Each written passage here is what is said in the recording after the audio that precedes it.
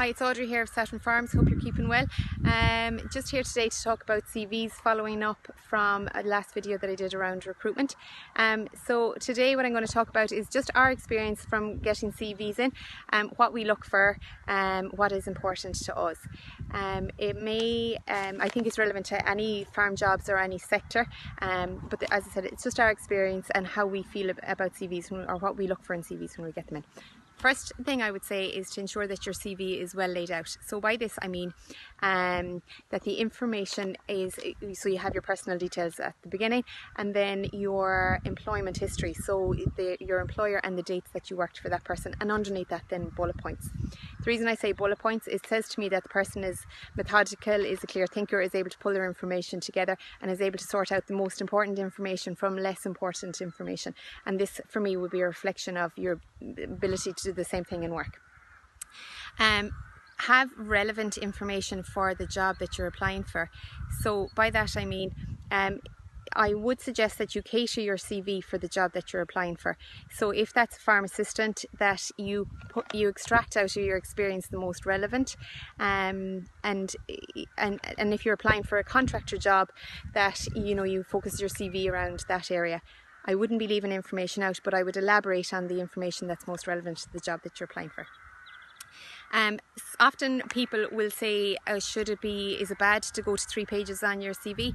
I would say no, it's not. I would never don't undersell yourself on your CV. If the information is relevant to the job and is of substance, then I would go to the 3 pages. If it's not, then ideally you should be at 2 pages. That's my thoughts on that. I would strongly advise to have no gaps on your CV. So by that I mean it's okay to take time off work, and it's great to go travelling, or you might decide I'm going to help out a family member for this period of time, and all of that's great.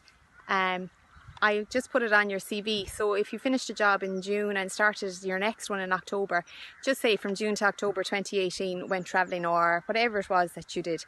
You're just removing question marks from your CV for the future employer. I would say back up your information. So if you don't feel like you need to put in information that are skills that you haven't done, you can discuss that in an interview, and skills can be learned, but I suppose don't back yourself into a corner by putting something on your CV that you're not able to back up. That includes if you say something like, my interests are learning new skills. Like, you will be asked what are those new skills and what have you done in the last 6 months or the last year. So just be able to back up your information. Last time I harped on about 2 references. I'm just going about it again.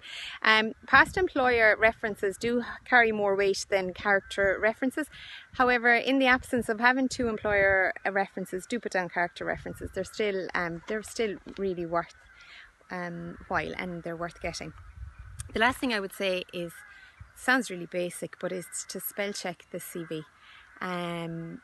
It does speak volumes, and it does only take a minute. And it is surprising how many CVs you would get that aren't spell checked, or there's mistakes in dates. So it might be an idea just to get somebody, a friend or a family member, just to go back over your CV and just proof it. So yeah, that's it from me as always. If you have any questions or like to highlight anything, I'm Audrey at saturnfarms.ie, and always lovely to hear from people. Thank you.